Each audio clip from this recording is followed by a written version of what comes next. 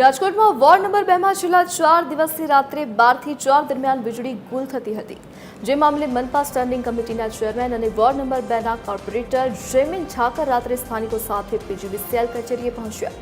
અધિકારીઓને અગ્ર રજૂઆત કરી ફોલ્ટ મામલે રોજ રાત્રે રિપેરિંગ કરવું કેટલું યોગ્ય છે. વારંવાર રજૂઆત કરવા છતાં રાત્રે લાઇટ જતી હતી. પીજીવીસીએલ અધિકારી પીસી રાઠોડે કહ્યું કે સોમવાર રાત્રિથી સમય ટ્રિપિંગ આવવાને લીધે આ ફોલ્ટ થાય છે. ફીડરમાં ઓવરલોડ થવાના કારણે આ સમસ્યા સર્જાય છે. ટેકનિકલ કારણોસર આ મુશ્કેલી થઈ રહી છે. હવે ફરી આ સમસ્યા ન થાય તેના માટે તકેદારી રાખીશું.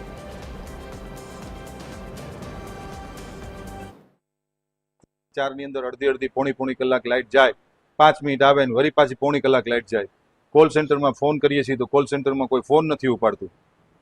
આજે વારંવાર હું અધિકારીને કહું છું, રાઠોડ સાહેબને મેં વારંવાર કીધું હતું, પીજીવીસીએલના લગત અધિકારીઓને ટેલિફોનિક સૂચના આપી છે કે સાહેબ તમે સમજો, પણ તેમ છતાંય પછી નહોતી સમજતા. એટલે મારે ન છૂટકે પ્રજાના પ્રતિનિધિ તરીકે મારા વિસ્તારના લોકોને લઈને હું આજે રાત્રે 1 વાગે મારા ઝોનની પીજીવીસીએલની કચેરી આજે આવ્યો હતો અને મેં પીજીવીસીએલના એક્ઝિક્યુટિવ અધિકારી આખા રાજકોટના રાઠોડ સાહેબ પાસે મેં લેખિતમાં લીધું કે મને તમે લેખિતમાં આપો કે હવે હું લાઇટ નહીં જવા દઉં. એનો ચોક્કસ અમે સ્થળ નક્કી કરેલું અને ચોક્કસ સ્થળ નક્કી થયેલ તે વખતે આ વિસ્તારમાંથી ટ્રાફિકનો ફ્લો વધારે હોવાથી જે યુઝી કેબલનો જે પોર્શનમાં ચોક્કસ સ્થળે જે થયેલું છે એ ડિટેક્ટ થયેલું ન હોવાથી અમે આ શુક્રવારે વહેલી સવારે આશરે 6 વાગ્યા 5:30 થી 6:30 ની વચ્ચે અમે આમાં ફોલ્ટ ડિટેક્ટર કીટથી અમે આનું ચોક્કસ સ્થળ ડિટેક્ટ કરવા માટે થઈને અમે આ કાર્યવાહી કરવાના છે.